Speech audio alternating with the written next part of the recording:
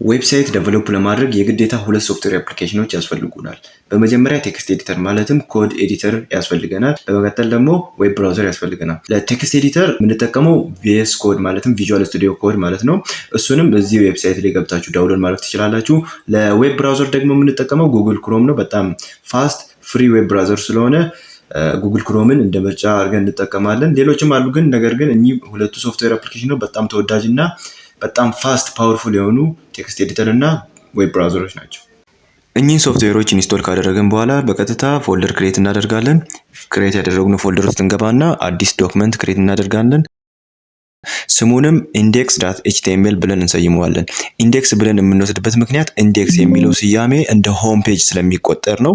ያው በጊዜ ሂደት ትለምዱታላችሁ። እዚህ ጋር ፎርማት ታይፑን .html ነው ማለት ያለብን ምክንያቱም የምንጽፈው ኮድ HTML ስለሆነ ማለት ነው። ከዛ ቪኤስ ኮዳችንን እንከፍታለን። ፋይል የሚለውን ተጭነን ከዛ የቅድም ክሬት ያደረግነውን ፎልደር እንከፍታለን። ከዛ በመቀጠል ኤክስቴንሽን ኢንስቶል እናደርጋለን ምክንያቱም በትንሹም ቢሆን ጊዜያችንን ሴቭ ለማድረግ ይረዳናል።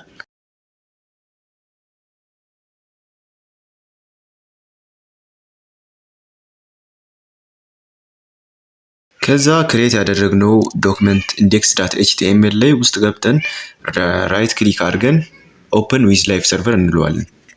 ልክ እንዲህ ስንለው ጉግል ክሮም ላይ ሄዶ ይከፍትልናል። ማለትም አውቶ ሴቭ እያደረገ ሪፍሬሽ ያደርግልናል ማለት ነው ፔጃችንን። እንደምታዩት ለአሁኑ ምንም ኮድ ቴክስት አላደረግንም። ኮድ ስላልጻፍን ፔጃችን ባዶ ነው ማለት ነው። ከዛ ኮድ መጻፍ እንጀምራለን። ኮድ መጻፍ ለመጀመር ደግሞ ኤክስክላሜሽን ማርክ እንጽፍና ከዛ ኢንተርን እንነካለን። ከዛ በቀጥታ ታይትላችንን እናስተካክላለን ማለት ነው። ብዙ ጊዜ ዶክመንት ብሎ ነው የሚጀምረው።